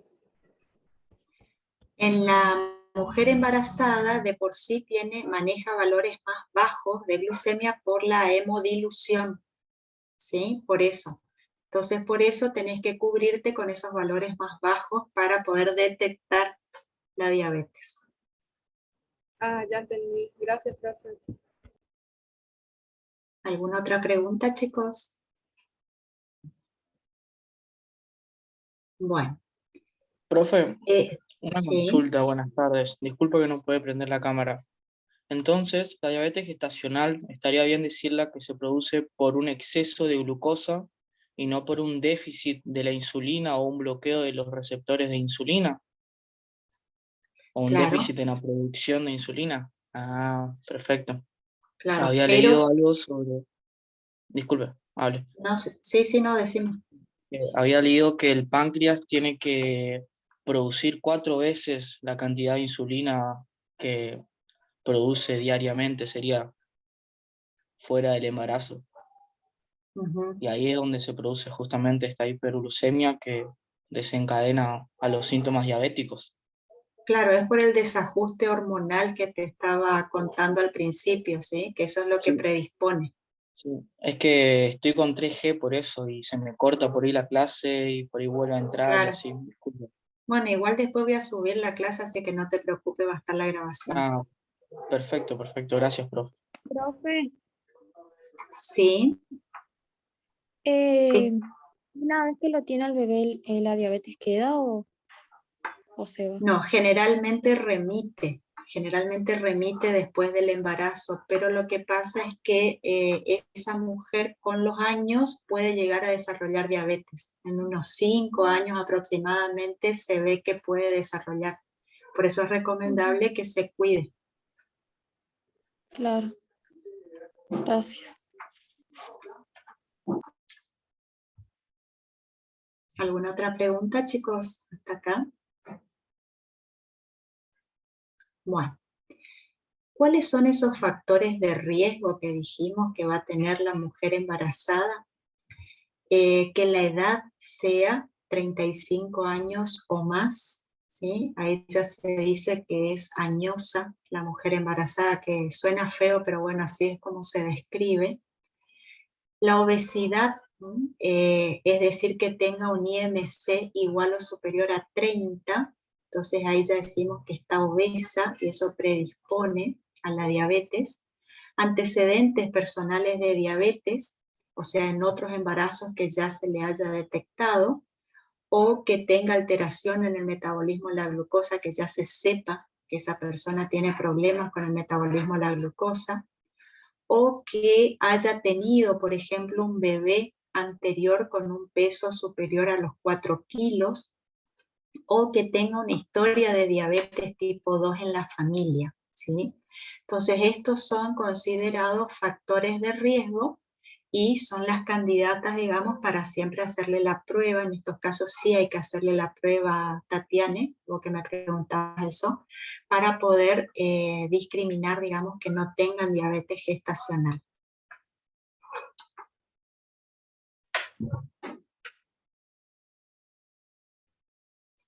Bien. ¿Estamos con diabetes, chicos, o alguna otra pregunta? Si no, entramos con síndrome metabólico. Sí. Una consulta, profe.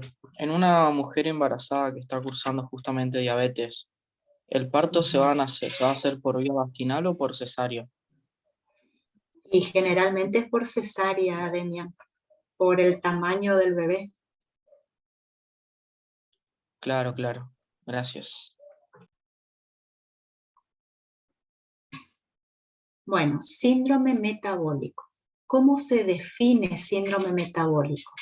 Es el conjunto de factores de riesgo, como les dice acá, en una misma persona que aumenta el riesgo de padecer una enfermedad cardiovascular o diabetes mellitus. Ahora vamos a ver cuáles son esos factores de riesgo. O sea, hay una serie de factores que la persona tiene que presentar para decir que tiene síndrome metabólico. Y si tiene síndrome metabólico, puede padecer enfermedades cardiovasculares o diabetes mellitus. O sea, el síndrome metabólico me lleva a estas afecciones. Bien, acá tienen los dos criterios que usamos, ¿sí? Se tienen que aprender los dos. Se utiliza para decir que la persona tiene síndrome metabólico el criterio del ATP3, que es el panel, ATP no es como es la molécula de energía, sino que es el panel de expertos, ¿sí? Del síndrome metabólico. El ATP3 o el de la OMS, ¿sí? Usamos estos dos criterios. ¿Qué dice el ATP3? Que de todos estos que tienen acá en la lista, la persona tiene que tener 3 o más. Y si tiene 3 o más, entonces voy a decir que tiene síndrome metabólico. ¿Cuáles son esos factores de riesgo? Que tenga obesidad abdominal, o sea, se le toma la circunferencia de la cintura. Si es un hombre, si me da igual a 102 o más centímetros, y si es una mujer 88 centímetros o más, voy a decir que tiene obesidad abdominal, y ese ya sería un factor de riesgo. Los triglicéridos, si le da mayor o igual a 150 miligramos por ciento, también es factor de riesgo. Colesterol HDL. El colesterol HDL es el que la gente dice el colesterol bueno. Así que esto es perjudicial si disminuye. Por lo tanto, si está por debajo de 40 miligramos decilitro en el hombre o menor a 50 miligramos decilitro en la mujer, ahí voy a decir que es factor de riesgo. Y la presión arterial, o sea, si tiene mayor o igual a 130, mayor o igual a 85 milímetros de mercurio, también es factor de riesgo, y la glucosa mayor o igual a 110, también es otro factor de riesgo. Entonces, de todos estos, si tiene 3 o más, voy a decir que tiene síndrome metabólico. Y la OMS lo que utiliza es que el paciente tenga obesidad central o general. Para sacar esto se basa en el cociente cintura-cadera. O sea que acá le mido la cintura y le mido la cadera y hago la división. Si me da más de 0,90 en el hombre, no tiene unidad porque al hacer cintura sobre cadera, centímetro sobre centímetro se me simplifica, por eso es un número sin unidad. Si me da más de 0,90 en el hombre o más de 0,85 en la mujer, voy a decir que tiene obesidad central. Y si me da el índice de masa corporal mayor a 30 kilogramos metro cuadrado, que esto se saca peso sobre talla al cuadrado, si me da mayor a 30, voy a decir que tiene obesidad. Hipertensión, acá la OMS considera más de 140, 90 milímetros de mercurio o que esté tomando medicación contra la hipertensión, entonces también se considera factor de riesgo. La dislipidemia sería considerar los triglicéridos mayor a 150 miligramos por ciento y la HDL consideran valores más bajos todavía que el ATP3, menor a 35 en el hombre, menor a 40 en la mujer, todo miligramos por ciento, y la microalbuminuria, que es la aparición en orina, que no tiene que aparecer, no se tiene que filtrar, si aparece más de 20 microgramos por minuto o 30 miligramos 24 horas, acá cambia la unidad nomás, pero se toma uno u otro, dependiendo la unidad en la cual se mida. Voy a decir entonces que aparece en orina, por lo tanto es un factor de riesgo, ya hay afección renal, ¿sí? Porque normalmente no tiene que aparecer. Y bueno, y acá la OMS dice que aparezcan 2 de todos estos o más, y ahí voy a decir que tiene síndrome metabólico. Y si tiene síndrome metabólico, puede padecer enfermedades coronarias o diabetes. ¿Se entendió, chicos?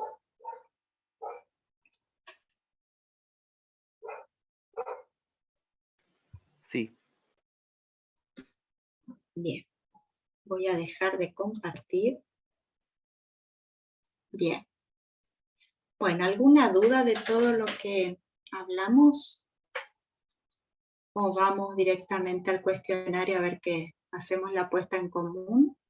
Profe, ¿por qué se ve afectada la microalbuminaria que recién vimos? Microalbuminuria por el daño renal, Araceli. Viste que les conté que se iba afectando el riñón con el tiempo. Entonces ya se empieza a filtrar. Te habla de daño renal. ¿Alguna otra pregunta, chicos? Sí, profe, ¿podría repetir por qué se afectaba la visión en la diabetes, por favor? Sí, tiene que ver con el aumento de la glucosa, ¿sí?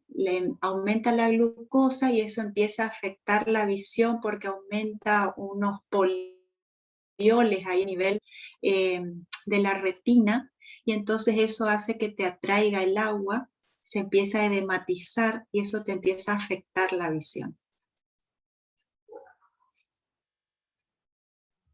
Gracias, profe. Si eso se controla a tiempo, ¿se puede llegar a parar en el momento o sigue empeorando igual a la larga?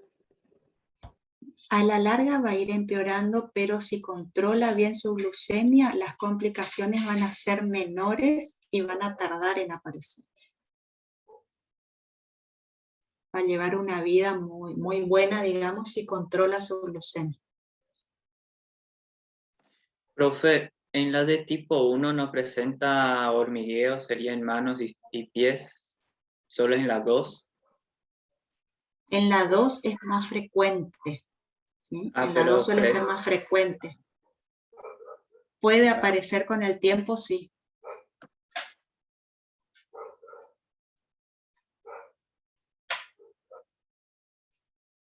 Pero no es tan frecuente. ¿Alguna otra pregunta, chicos, hasta acá? Profe, disculpe, no, habla, está bien. Gracias. Profe, ¿por qué se produce la insensibilización en los pies? Que lleva al pie de gangrena. Porque se empieza a afectar el sistema nervioso, ¿sí? La inervación por el aumento de glucosa. Se empiezan a afectar también los nervios, entonces eso hace que empiece a perder la sensibilidad. Y si a eso le agregas la falta de coagulación, si se lastima, tampoco siente, no puede coagular bien, y entonces eso hace que se empiece a ulcerar el pie. Y tarda en curar, y bueno, todo eso se infecta, y bueno, lleva a todo eso. Demian, ¿qué querías? No, le quería consultar que a qué se debía que las mujeres que padecen o padecieron diabetes gestacional pueden desarrollar una diabetes tipo 2 luego del embarazo. Porque ya tienen una predisposición, ¿sí? Porque no regulan bien la glucemia, o sea que algo está fallando ahí en su metabolismo, por eso. Pero y en Gracias. este caso lleva a que el bebé también tenga muchas probabilidades de tener diabetes, o el caso no tenga. No, lleva afecciones en cuanto a la formación del bebé, ¿sí? Que son esos bebés que tienen un alto peso al nacer, o puede tener alguna alteración, alguna malformación, ¿sí? Eso le puede pasar al bebé.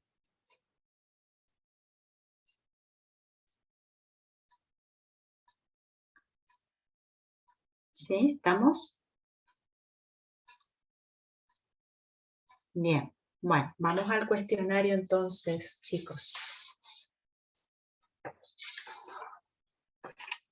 Más o menos ya les dije todo con la clase, pero bueno, vamos a ver si quedó, ¿sí?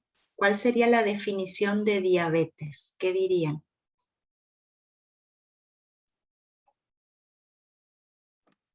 Que es una enfermedad que altera hidratos de carbono, lípidos y proteínas. ¿Y se caracteriza por? Porque no secreta insulina y no puede actuar la insulina. Bien. Y genera hiperglucemia, ¿sí? Siempre hay hiperglucemia en el paciente diabético. Eso nomás agregarle, Héctor, a tu definición. El resto está bien. ¿Alguna duda con respecto a la definición, chicos? ¿Quedó? Bien. Profe, também pode colocar que por defeitos en los receptores de la insulina, Sí. ¿no? Sí, también. Sí.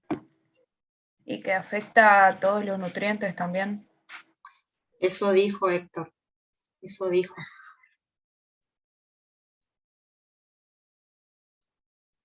Bien, vamos a la segunda.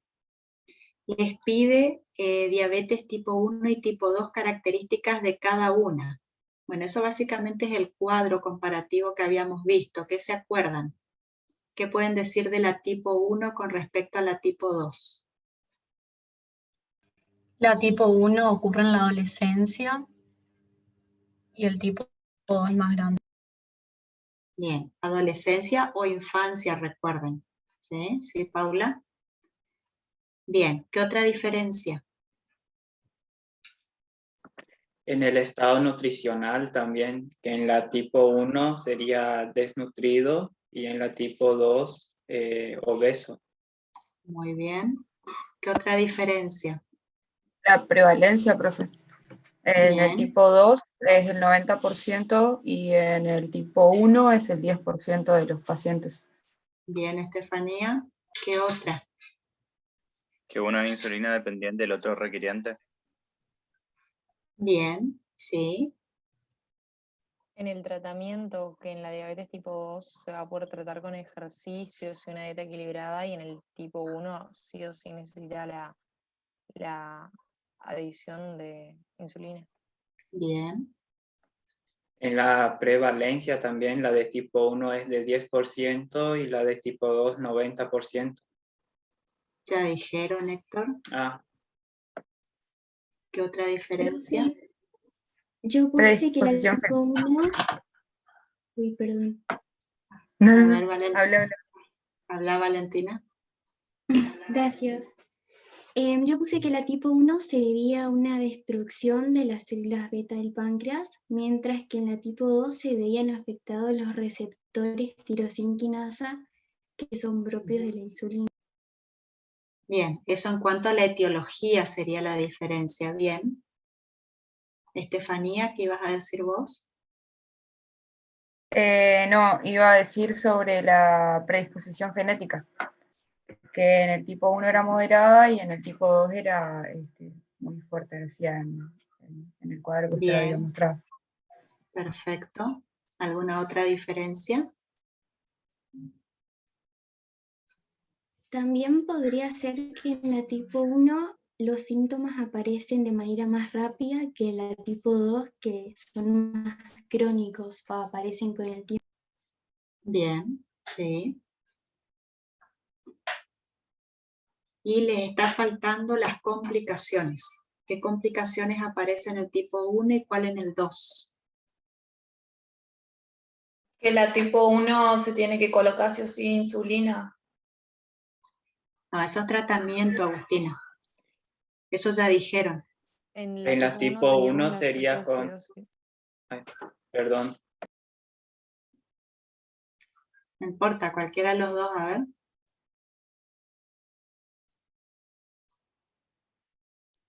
Ahora se callaron los dos. Bueno, perdón, Samu. Bueno, la cetoacidosis en el ¿Es tipo en 1. cuál? Ajá. ¿Y el tipo 2? Coma hiperosmolar. Coma hiperosmolar. Coma hiperosmolar. Bien, hay uno y uno para que no se peleen. Bien. Bueno, ahí estaría entonces la respuesta 2. Vamos a la 3. Criterios diagnósticos de diabetes. A ver, uno de los criterios, ¿quién me dice?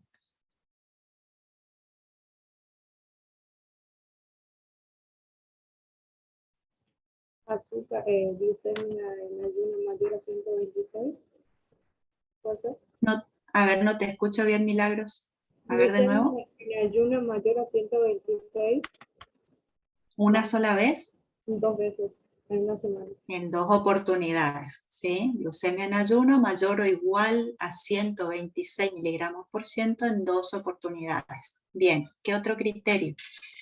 La técnica de los 4 Ps. Bien, ¿qué eran los 4 P? Que es la poliuria, la polidipsia, polifagia y a pérdida de peso. Bien, ¿más qué?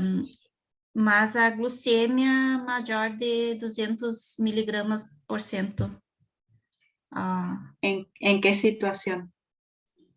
Ao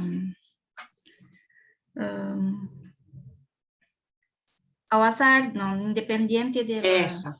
Sí. Bien.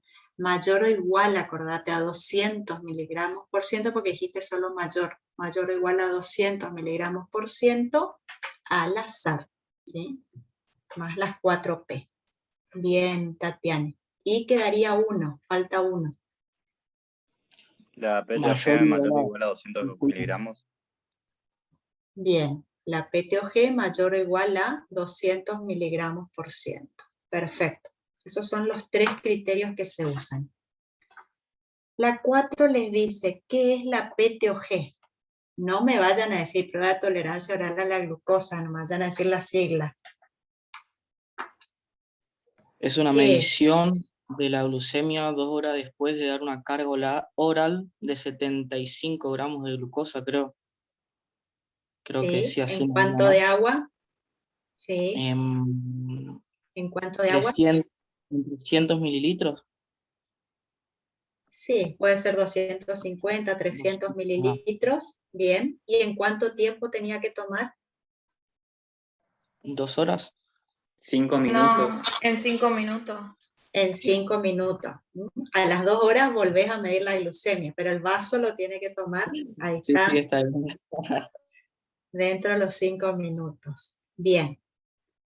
Y con esta prueba, ¿qué se evalúa?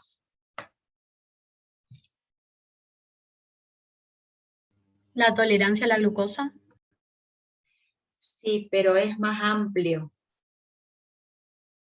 A ver si alguien ¿Sería la encontró. incorporación, absorción, digestión y distribución de la glucosa? Claro, exactamente, ¿sí? Me habla sobre todo el camino que hace la glucosa, ¿sí? Porque lo ingerimos de manera oral y después se mide en sangre. Así que es todo el camino. Bien. Bueno, ¿y qué resultados podíamos obtener? ¿A quién le íbamos a hacer glucemia, la prueba de tolerancia oral? A los que tenían la glucosa alterada. Bien, ¿qué valor era ese? De 111 a 126, ¿puede ser? A 120. No es 6. 25. 125, ¿sí? Porque 126 o más ya digo diabetes, ¿sí? 125. Bien, 111 a 125 miligramos por ciento le hago la prueba de tolerancia. Y ahí, ¿qué valores podía obtener? Profe, Si ahí me tengo da... una duda. Sí. Por ejemplo, un paciente tiene esos valores, pero ahí tiene que volver a medirse en una segunda oportunidad y ahí recién ver si se le hace la PTOG, sí o no. No, en segunda oportunidad vos le haces si te da 126 o más. Si te da 111 a 125, le haces la prueba. No le volvés a repetir en ayuno. Bueno, ¿Sí? gracias. Sí, así es. Y ahí, al hacerle la prueba, si me da, por ejemplo, 90 miligramos por ciento, ¿qué digo? Que es normal. Que es normal. Y si me da 155, ¿qué digo? Diabético. No. Es intolerante a la glucosa, es prediabético. Que es intolerante porque me da entre 140 a 100, ¿a cuánto? 199. Exacto, ¿sí? Y si me da más o igual a 200, entonces ahí recién voy a decir que es diabético. Después de hacerle la prueba. Bien. ¿En qué circunstancias se realiza la PTOG? O sea, ¿a quién le van a pedir PTOG?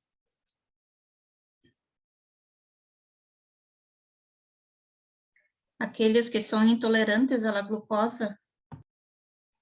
Que sean intolerantes, no, porque vos querés saber si es intolerante. Los que tienen... Aquella persona que tenga síntomas. La glucosa de 111 a 125, profe, ¿no es? Claro, eso es sí, pero eso es glucemia en ayuno alterado, Tatiana. ¿Sí? Glucemia en ayuno alterado es eso, no intolerante, porque intolerante vos decís después de hacerle la prueba. ¿Sí? Esa es la diferencia. A embarazadas. Bueno, ese puede es un ser. candidato. A las embarazadas, bien. ¿En qué semanas?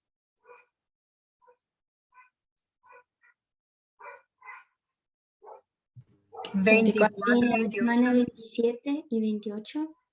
24 a 28 semanas de gestación. Bien, ¿a quién más? Profe, ¿podrían ser a personas que tengan antecedentes familiares también? Sí, claro. ¿A quién más le pediría?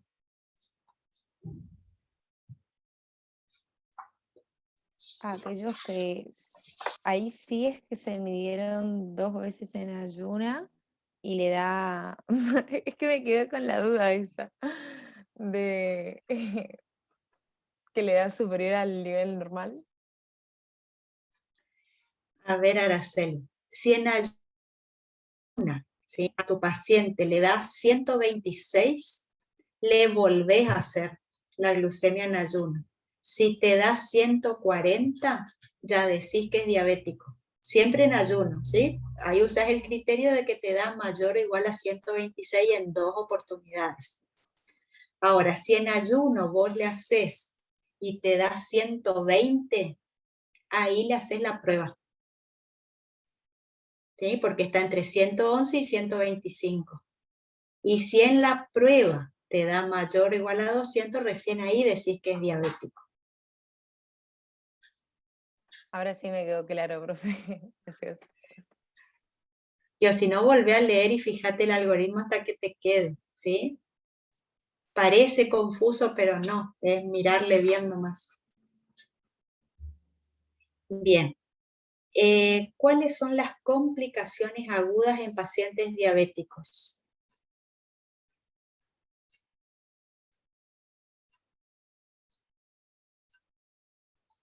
Los problemas colinérgicos y adrenérgicos que dijimos. A ver, en el cuadro habíamos visto las complicaciones agudas en un tipo de diabetes y en la otra. ¿Se refiere al cansancio, a la disminución de la visión? No, esos son síntomas que aparecen. Complicaciones. ¿Puede ser la cetoacidosis y el coma hiperosmolar? Claro, eso es, ¿sí? Esas son las complicaciones agudas que les dije que representaban urgencias médicas, ¿sí? Que había que actuar rápido para tratar de salvar al paciente. El diabético tipo 1 siempre desarrolla cetoacidosis diabética y el tipo 2, coma hiperosmolar. Y ambos pueden generar hipoglucemia, que eso se debe al tratamiento, o sea, se pasaron con el tratamiento. Y ahí también eso puede ser una complicación aguda. ¿Sí? Profe, y por ejemplo las gangrenas o infartos agudos de miocardio cuentan como complicaciones agudas No, esas son complicaciones crónicas. a largo plazo. A largo plazo, ¿sí? Y complicaciones agudas es todo lo que vos tenés que actuar rápidamente como médico para tratar de salvar al paciente. Y complicación crónica es aquello que le ocurrió por producto de su propia enfermedad, ya sea porque no se cuidó o porque tuvo un mal manejo de su tratamiento, que le llevó a estas complicaciones de la micro y la macrovasculatura, que te lleva a esos problemas cardíacos, renales, oculares, ¿sí? Esa es la diferencia. En cambio, en estas complicaciones agudas por falla en el tratamiento, por ejemplo, te lleva a unas descompensaciones metabólicas que tenés que actuar rápidamente, como el aumento del cuerpo cetónico, la disminución del pH. Entonces tenés que normalizar eso rápidamente para que no le provoque la muerte. ¿Sí? Pero eso vamos a hablar después en un seminario que es de cetoacidosis y vamos a hablar bien qué es lo que pasa. ¿Sí? ¿Quedó, chicos? ¿Está? Bueno, y la 7 dice que es la diabetes gestacional. ¿Cómo definíamos? Profe, não é quando esse processo metabólico, aí uma disfunção em uma primeira vez ocorre em uma gravidez. Antes a mulher não tinha uma disfunção metabólica com a glucosa. Exacto, ¿sí? Se detecta esa alteración durante el embarazo por primera vez. Bien, ahí hablamos de diabetes gestacional. ¿Y con qué valor de glucemia en ayuna decíamos que tenía diabetes gestacional? Mayor a 100. Mayor o igual a 100, también en 2 oportunidades. ¿Y la prueba?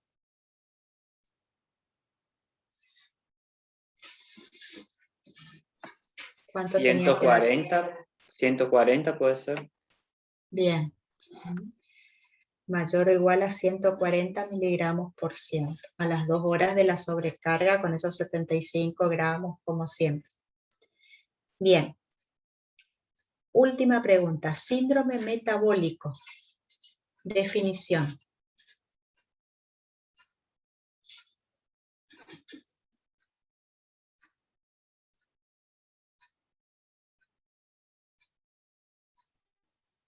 Es el conjunto de los factores de riesgo que aumentan la susceptibilidad de una persona a padecer enfermedades cardiovasculares o diabetes.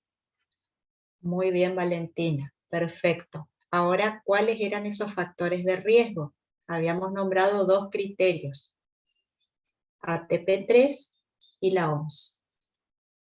El ATP3, ¿qué decía? La circunferencia de cintura, tanto en hombres como mujeres, que van a estar detectando la obesidad abdominal, que en hombres Bien. era 102, si no me equivoco, y en la Más de mujer, 102. no me acuerdo en la mujer. Más de 88 centímetros. Bien. ¿Qué otro parámetro, otro factor de riesgo? Tensión arterial también. Bien. ¿Cuánto?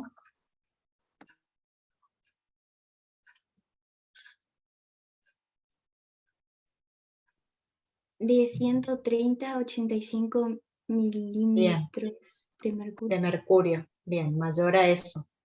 Bien. ¿Qué otro? Triglicéridos. ¿Mayor a cuánto?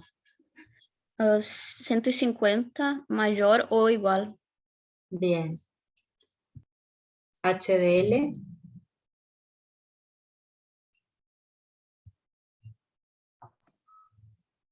En hombre menor a 140 y en mujer menor a 50.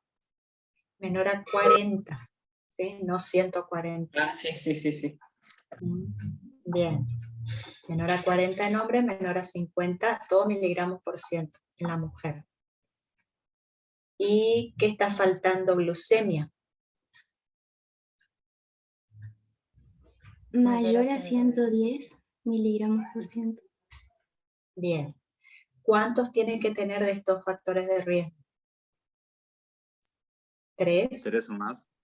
O más. Bien. Ahí estaba haciendo Abigail la seña. Bien. ¿Y la OMS? ¿Qué factores?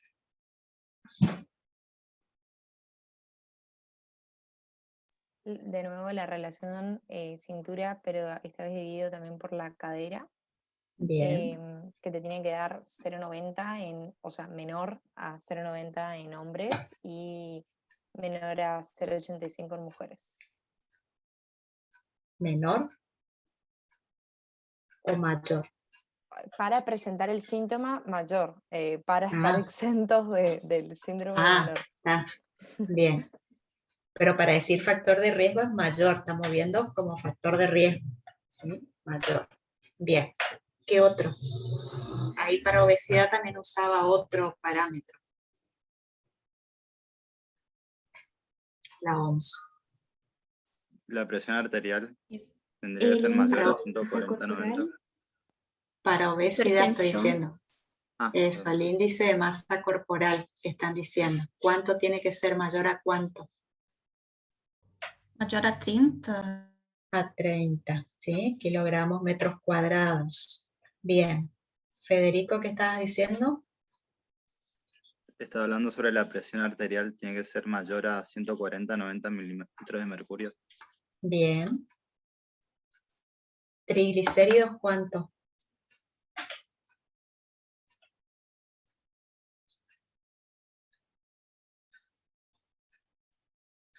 Mayor Ese a es lo mismo. 150. Mayor a 150. HDL.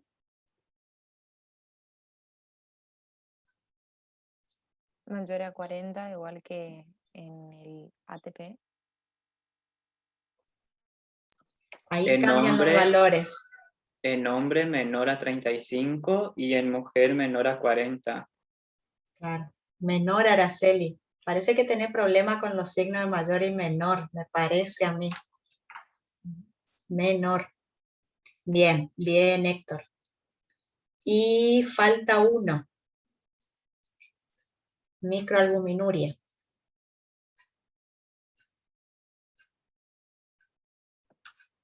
Mayor a 30. Eso sería miligramos 24 horas. Bien. Y de estos, ¿cuánto tiene que presentar? 2 o más. 2 o más, ¿sí? Para decir que tiene síndrome metabólico. Bueno, muy bien, chicos. Con eso terminamos por hoy. Profe, ¿yo le puedo hacer una consulta todavía? Sí. ¿Por qué el diabético es factor de riesgo en el COVID? Y eso por las afecciones, por las infecciones. Pasa que el diabético es propenso a toda infección, ¿sí? Por esto de la glicosilación de proteínas, se afectan, los anticuerpos son proteínas, ¿sí? Entonces se van a afectar todas sus defensas y por eso es más propenso a las infecciones. Profe, Gracias. tengo una duda. Chicos, sí, una cosita no me voy a decir. Si alguien quiere salir de la clase, puede salir, chicos, pues ya estamos en tiempo, ¿eh? Y el que quiere preguntar se queda. ¿Sí? ¿Te escucho? En los parámetros de síndrome metabólico, teria que ter 3 ou mais em ATP3 e 2 ou mais em AMS juntos? Sí. Ou pode ter, se eu tiver 2 em OMS, já tenho a síndrome? O sea, si vos tomás, porque hay trabajos, ¿sí? Si vos tomás el criterio de la OMS, de todo eso que nombramos de la OMS, tiene que tener 2 o más. Y ahí vos decís, ahora si vos te basás en el ATP3, 3 o más de eso que dice el ATP3. ¿Sí? No podés mezclar uno con el otro. Era isso, profe. Gracias. ¿Alguna otra pregunta, chicos?